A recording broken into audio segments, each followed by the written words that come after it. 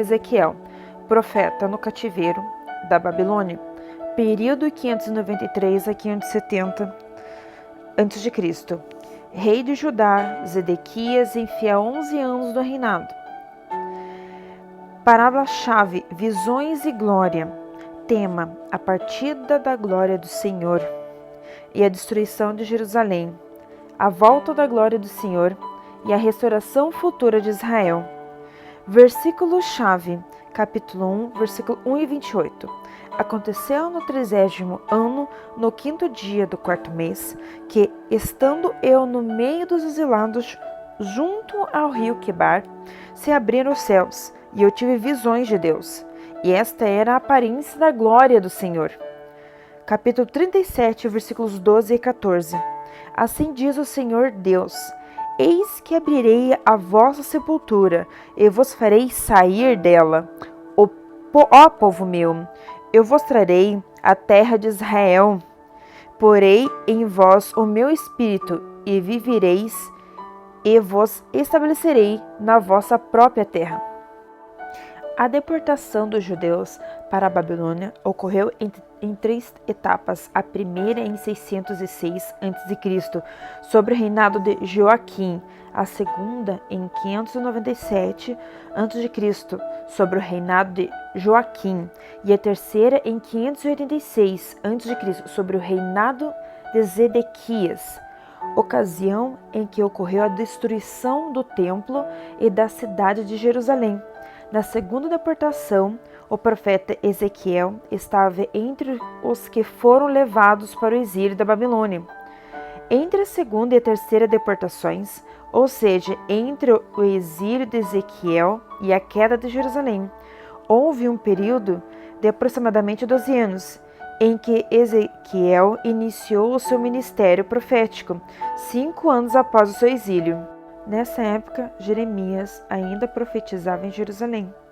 Os judeus que já tinham sido deportados para a Babilônia e também o povo que ficaria na Palestina, incentivados por vários falsos profetas, esperavam por breve restauração da nação e rápido retorno do cativeiro.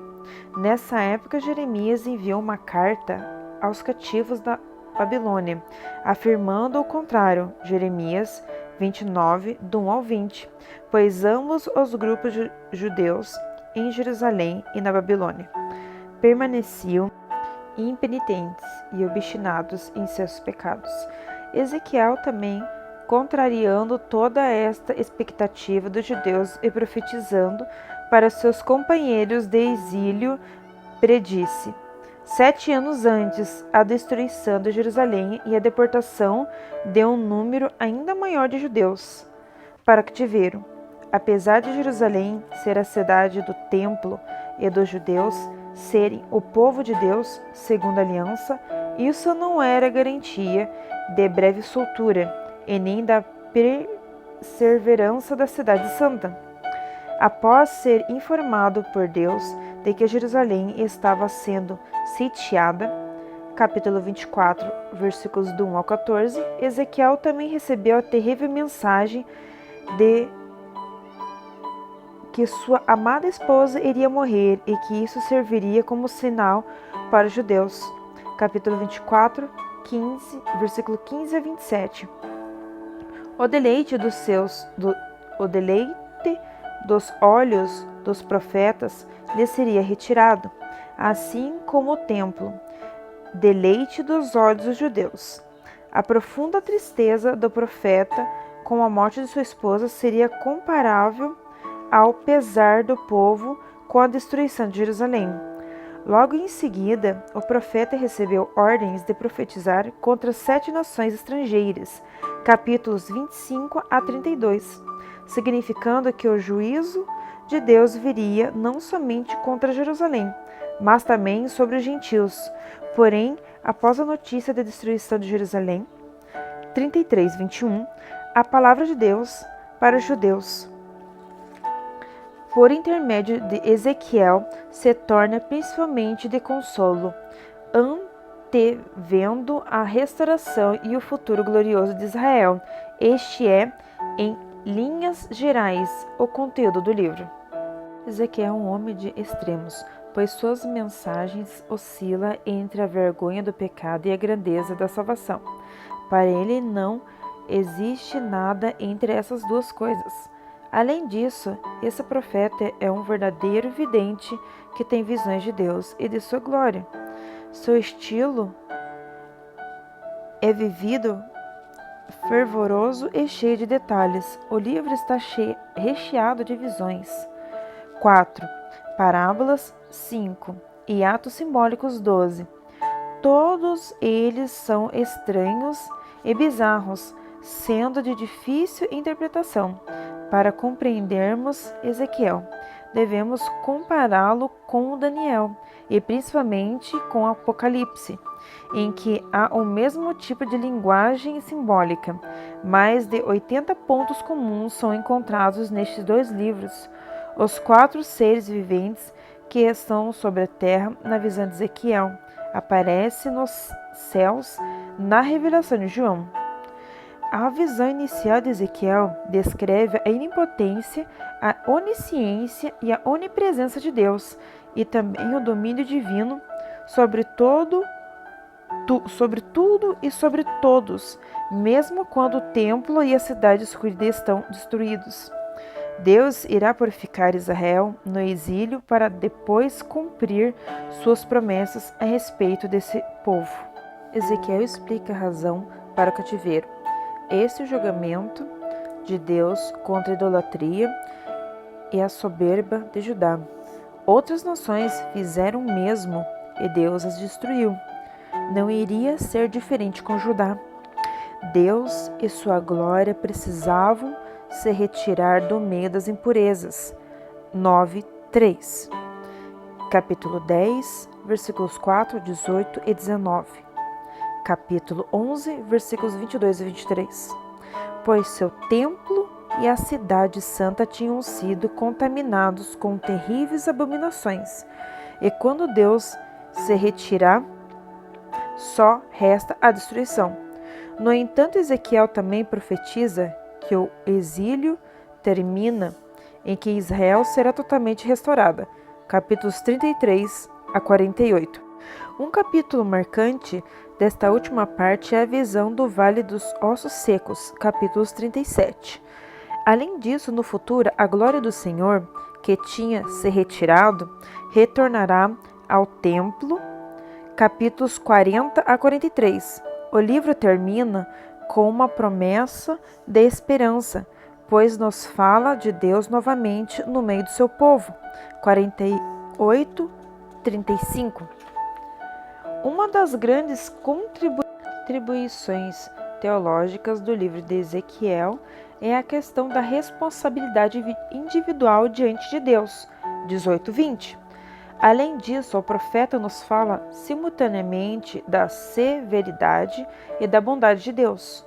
O castigo por causa do pecado é certo e severo, mas a redenção é igualmente garantida por causa da misericórdia divina. Os 3 primeiros profetas maiores, Isaías, Jeremias e Ezequiel, apresentam variados paralelos e se contemplam de muitas formas. 1. Todos tiveram chamados muito fortes e claros da parte de Deus. Isaías, no capítulo 6, Jeremias, no capítulo 1 e Ezequiel, nos capítulos 2 e 3, dos seus respectivos livros. 2. Há em todos as mesmas sequências temáticas. 1. Denúncias contra Judá. 2. Anúncio de desastre iminente. 3. Sentença contra a nação gentias. E 4. Consolo e promessas de restauração para Judá. 3.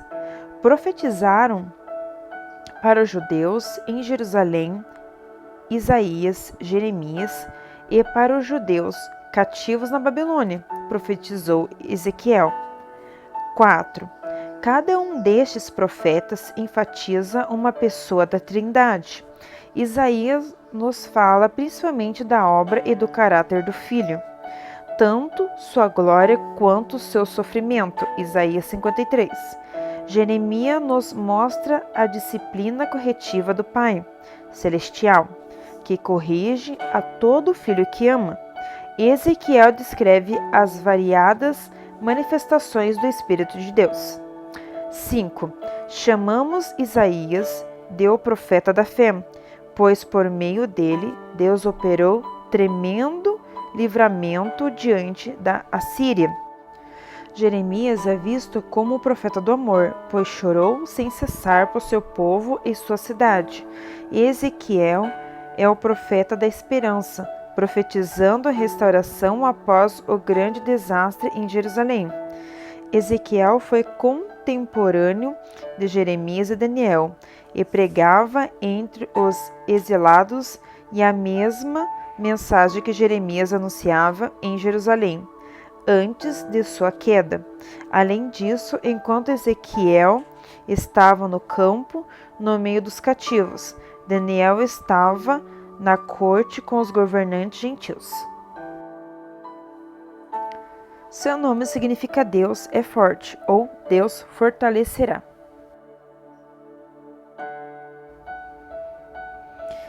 Pai nosso que estais nos céus, santificado seja o teu nome. Venha a nós o teu reino. Seja feita a tua vontade, assim na terra como nos céus. O pão nosso de cada dia nos dai hoje. Perdoa-nos as nossas dívidas, assim como nós perdoamos aos nossos devedores. E não deixeis cair em tentação, mas livra-nos do mal. Pois o teu reino, o poder, a honra e a glória para todo sempre. Amém. Que a paz de Deus esteja com todos vocês.